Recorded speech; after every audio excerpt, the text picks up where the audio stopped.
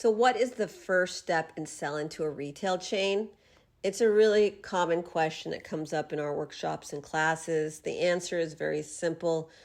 You need to have a plan in place that actually will convert. So the plan is more important than the action steps. The plan has to make sense for that particular retail chain. Buyers are looking at products all day long, every single day. You can reach out to them all the time. The problem is that they're not going to respond. Most people who reach out to retail chains never get a response. 98% of the people who come to me might have already tried to sell to stores and they've ignored them or blown them off because of the fact that they're just not saying the things that the buyer cares about and or did not do their prep work in order to ensure that the buyer just doesn't chuckle at them. That's what these buyers are doing most of the time. Unfortunately, they're chuckling at you. It's just really because you don't get them. You don't care about them. You care about yourself.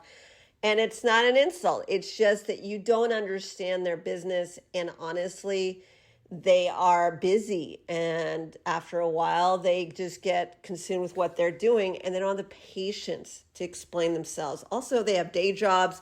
They have bosses breathing down their necks. They have to come up with products that are actually going to convert. And the last thing they need is someone to come to them with something that is not planned out well. So let's talk about that plan. There's many things you got to do in order to prepare the plan. I always say it's 80% planning, 20% actual reaching out, selling. That's how retail chain stores are. One of the things you can do is literally get in your car and start going to stores and taking a look at the stores you want to sell to and figuring out where else your product could fit in that particular store beyond what you're doing. The reason I say that is because if you have a product that is similar to everyone else in that store, it's going to be very difficult for a buyer to pick your product up. But if you can look around and say to yourself, okay, is there anywhere else or anything I could do to adjust my product to ensure success? If you can't see a nice gap in their assortment for your product, meaning very few people are selling your existing product, which is hard to do these days, the trick there is to go and see where else your product could fit. It's just a strategy. It's a planning.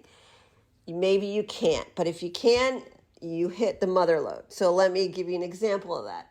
I had a client who basically had a makeup thing that she created. There was nothing unique about this product except for she loved it and she did really well with her audience, right? But with chain stores, they'd look at it and they would say, it's just like everybody else and your name's not big enough and whatever.